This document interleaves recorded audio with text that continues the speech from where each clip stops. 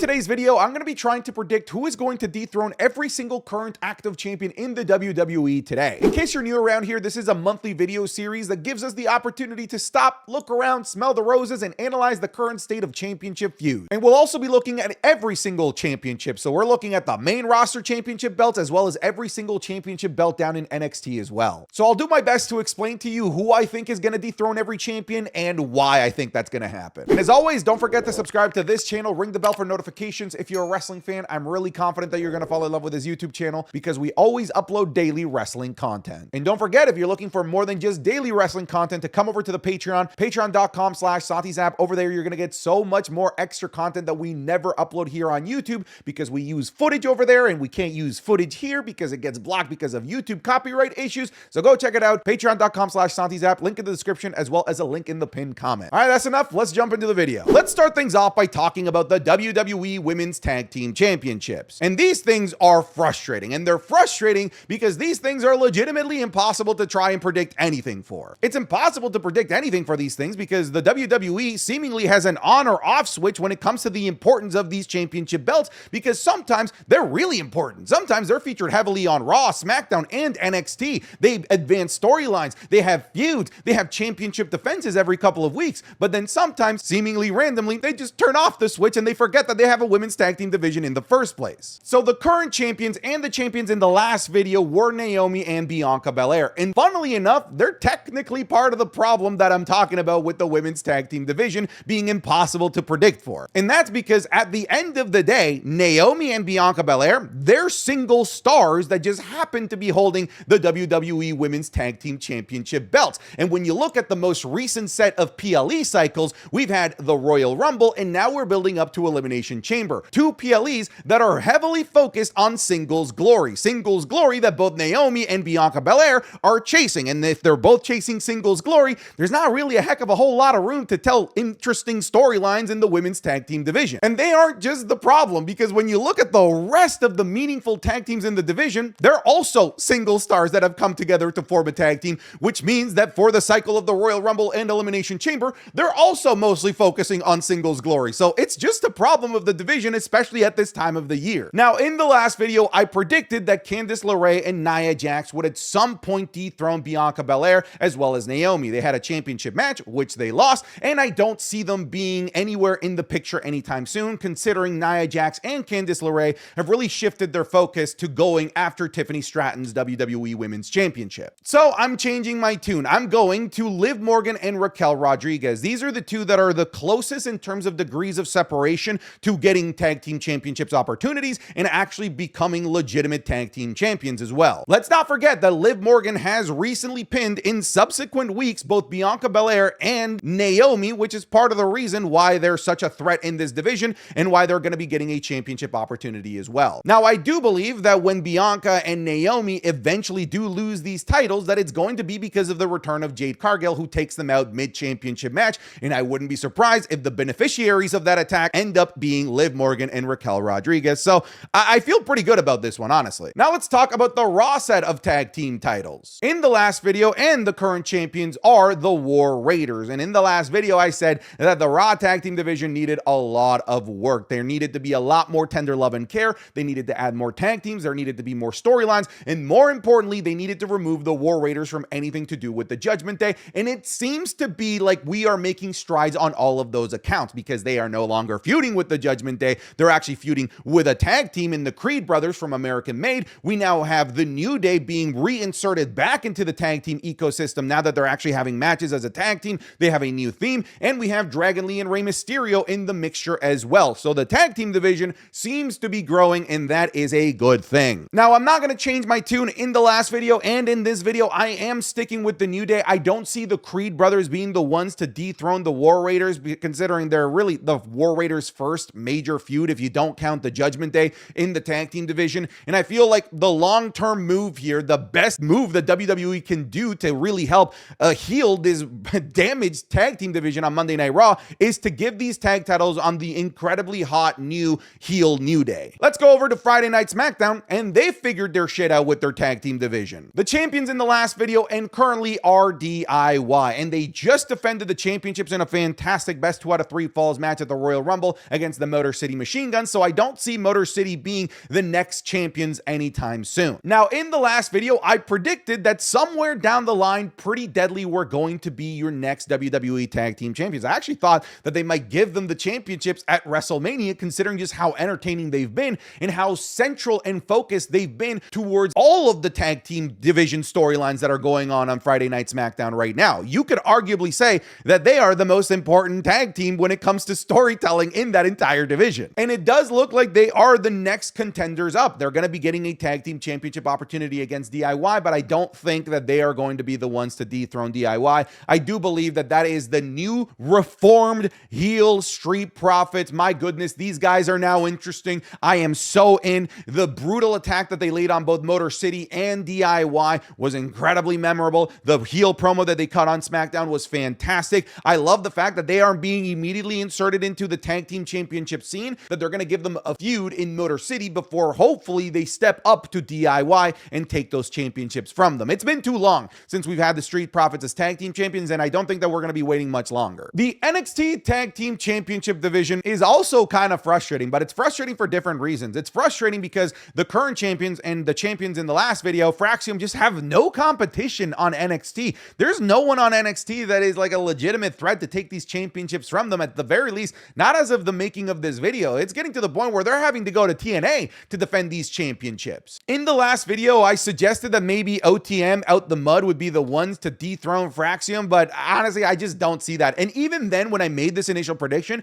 I knew that I was reaching, and I'm gonna reach with this new prediction. I'm gonna predict that the next tag team champions on NXT will be Inamura and Josh Briggs, and I think it's just a tit for tat situation. One, Josh Briggs and Inamura are being heavily featured on NXT as two guys that are desperately trying to find a way to make this new tag team thing work, as guys that desperately are chasing a tag team championship opportunity. And let's not forget, Inamura is a project from Noah, and WWE sent Omos to Noah, and Omos over there won a championship, and it was a tag team championship. Maybe Inamura is also going to win a tag team championship belt here on NXT so that they're even. I don't know. That's what I mean. Maybe it's tit for tat. Maybe it's part of the agreement. One of our guys wins a tag team championship belt there, and one of your guys wins a tag team championship belt here. That's literally the only reason why I'm picking this. Speaking of NXT, let's talk about the NXT North American Women's Division. I'm not going to shift anything here. The current champion is Fallon Henley, and she is scheduled to defend this championship at NXT Vengeance Day in about a week to the person who I think is going to dethrone her, Stephanie Vaquer. And I'm not changing this. Stephanie Vaquer is your next NXT Women's North American champion. The Women's United States Championship from Friday Night SmackDown. This division is frustrating as hell. And it's frustrating because it's literally just Chelsea Green and Michin. They haven't been able to develop anyone else. The closest other person in this division is BFAB, but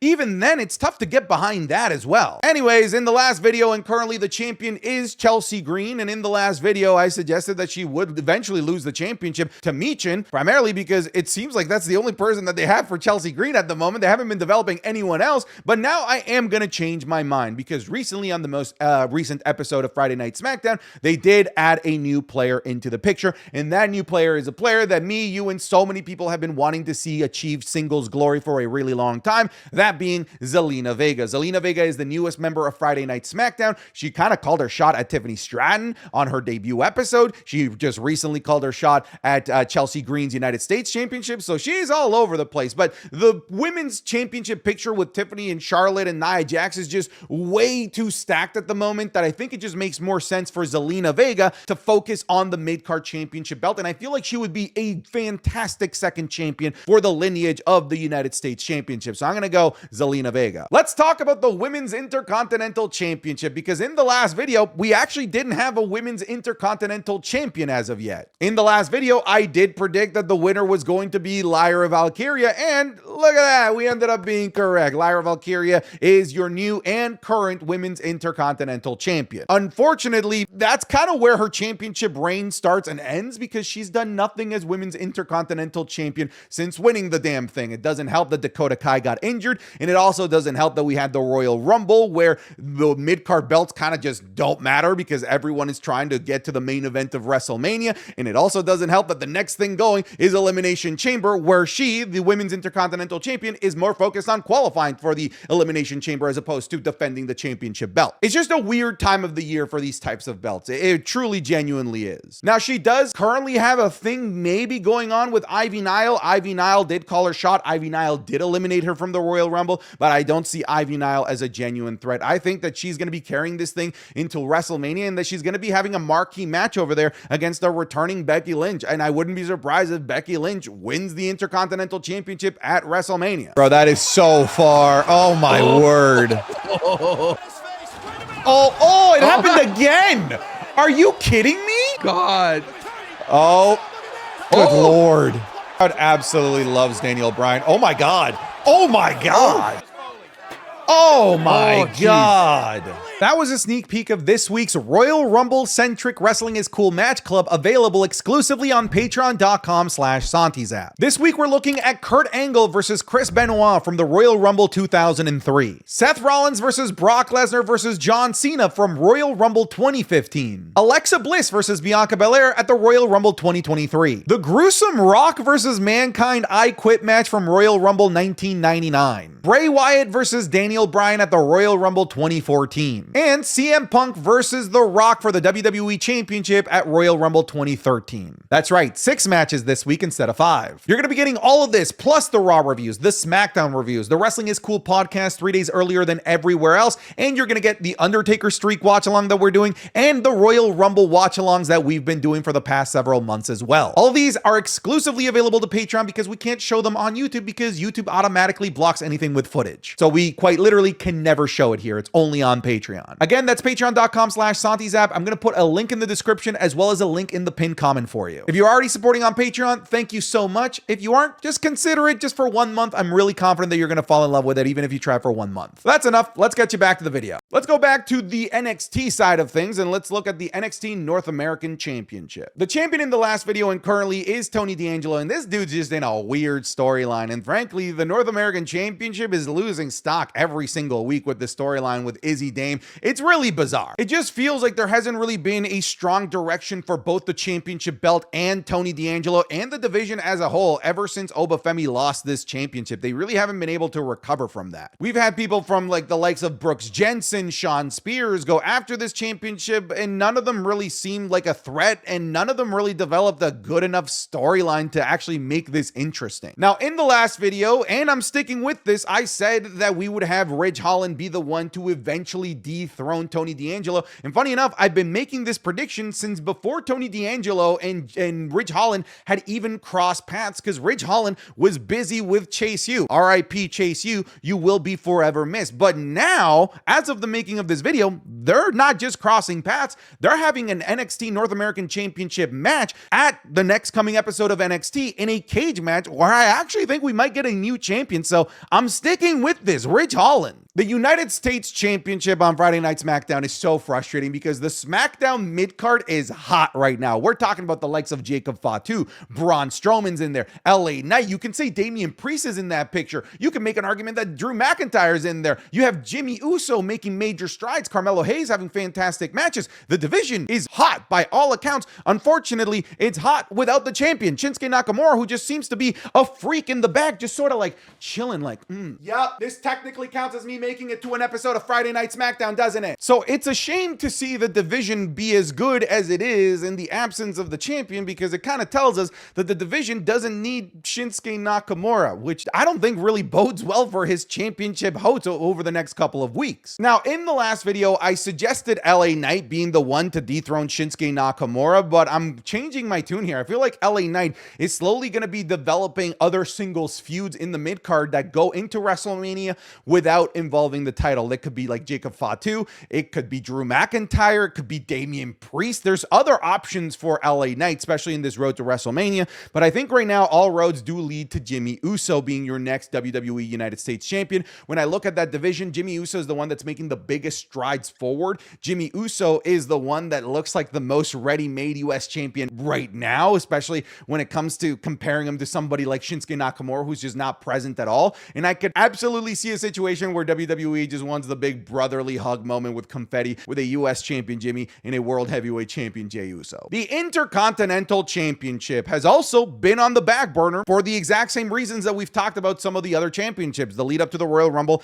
and now Elimination Chamber. And it's a shame to put this guy on the back burner. Like, it just doesn't make sense to not make Braun Breaker such a focus of your show. He was great in the Royal Rumble. He had a great showing there, but the Intercontinental Championship itself, it's been a while since it's been defended on a show that matters, because no, Saturday night's main event, although the match was great, just doesn't matter. In the last video, I suggested that maybe we would have Ludwig Kaiser be the one to weasel his way into another triple threat situation and take the title away from him to give us a situation where it could be Sheamus versus Ludwig Kaiser for the Intercontinental Championship. But Ludwig Kaiser has now pivoted away from the Intercontinental Championship and gone over to a feud with Penta that also involves Pete Dunne. So I don't see him being in the picture anytime soon. So I'm going to go with the new member of Monday Night Raw, that being AJ Styles. We already had a little bit of tension between AJ Styles and Braun Breaker in the most recent episode of Monday Night Raw, even though AJ Styles wasn't even there. So I do think that a great WrestleMania level opponent for Braun Breaker for that Intercontinental Championship would be AJ Styles. So I'm going to say AJ. Now let's talk about the NXT Women's Championship. In the last video, and currently the champion is Julia, who recently defeated Roxanne Perez to win the NXT Championship at NXT New Year's Evil. And she currently is in a feud for the Women's Championship, but it seems like a filler feud. It doesn't even seem like a feud where she's like the main focus of it,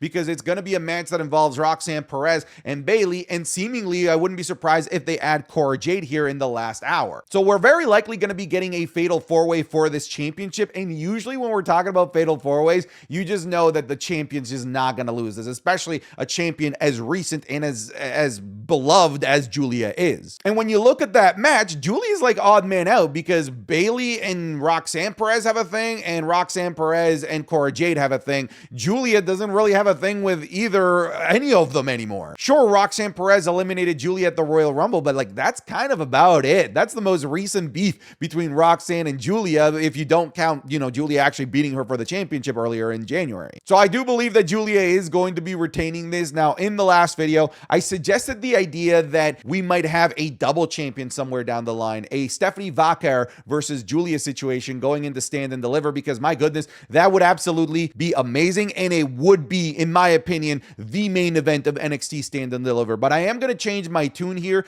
I don't know. I just don't see a double champion happening at this point in NXT, considering just how vast the women's division is. So I'm going to say that it's going to be a brand new addition to NXT. It's going to be Jordynne Grace. And I also would not be surprised if it's at NXT Stand and Deliver in a fantastic match between her and Julia that would absolutely melt eyeballs. So I am going to go with this. This is a new pick. I'm going to go with Jordynne Grace as your next NXT champion. The Women's World Championship. Let's talk about this bad boy now for a little bit. In the last video, the champion was Rhea Ripley. And as of the making of this video, Rhea Ripley has no direction with this championship. Sure, we have a Charlotte that won the Royal Rumble that at any moment could announce that she's going to go after Rhea Ripley. And I know a lot of people groan at the idea of Rhea versus Charlotte Part 3, but I'm down, because Rhea versus Charlotte Part 1 and 2 were both fantastic. And I honestly think that the women do deserve that like iconic WrestleMania trilogy that the men already have several of. Rhea versus Charlotte could be that first iconic WrestleMania trilogy. But if you remove Charlotte from the equation, Rhea has nothing, like literally like nothing going on. Funny enough, the only feud that she kind of has going is Io Sky at the moment, because she accidentally cost Io the qualifier match to the Elimination Chamber, but that's about it. And that's only about a week old. Is that enough to create some jet fuel to take us to WrestleMania?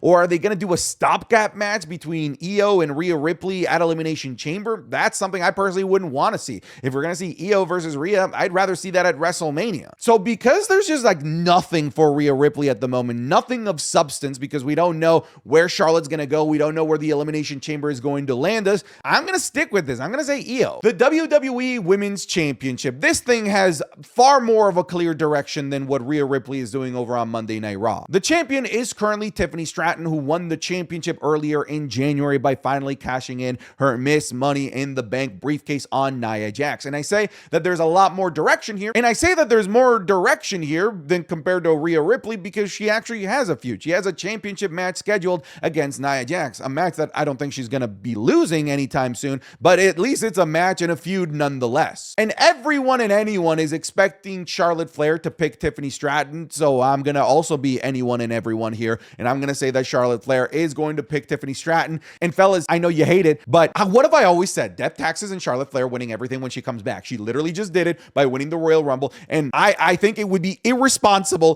to not at the very least assume that Charlotte has a really strong opportunity and chance to win the championship at WrestleMania from Tiffany Stratton. The NXT Championship, and fellas, this thing is on lock, so let's look at this division. So the current champion is Obafemi, and to everyone in NXT that wants to go after this championship, to you I say, you're fucked, because Obafemi's not losing this anytime soon. Obafemi is probably going to end up being the most dominant NXT champion of all time. I would not be surprised if we're going to end up seeing a 500+ day reign from Obafemi. I just don't think I'm even exaggerating there. So here's some options that might potentially be the ones to dethrone Obafemi if they're at full power and have a lot of prep time. John Wick is being one of those. John Wick is a master assassin. John Wick, if he knows what situation he's getting himself into, there's a very good chance that he's going to be standing tall. I still like Obafemi's chances in this. Mewtwo, with his giant stature, he's like 6'7" in case you didn't know that, and his psychic ability and being one of the most powerful Pokemon in existence,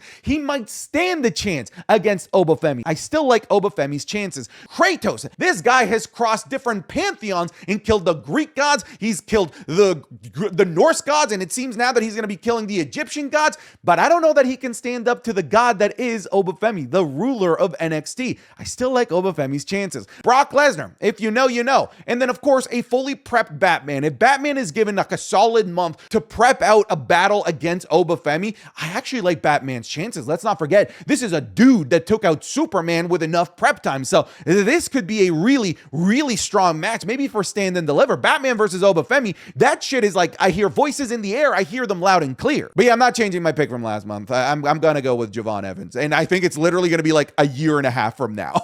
The World Heavyweight Championship. And whew, this thing really took a left turn over the last couple of weeks. The champion in the last video was the Ring General Gunther, and he's still the champion, defended at Saturday night's main event against Jey Uso. And then things just happened, all right? A lot of people were expecting John Cena to be the one to go up against Gunther at WrestleMania, me included, which is why I had John Cena last month as being the guy that would eventually dethrone Gunther, and I had it happening at WrestleMania. And man, we were close to getting this match potentially happening because John Cena was the runner-up at the Royal Rumble, and he lost to Jey Uso. That's right, the same Jey Uso that already lost to Gunther earlier in the week at Saturday night's main event. Here's the thing, Jey Uso hasn't picked. There are options. He could go after Cody Rhodes. He could go after Gunther. Maybe he's stupid and he goes after Obafemi. Doubt he'll do that, but he's just going to go after Gunther. I'm not overthinking this. I think it's just going to be them running Gunther versus Jey Uso again, and I don't particularly find that exciting, interesting, and the matches haven't been like so good where I'm like, yeah, please run this again at WrestleMania,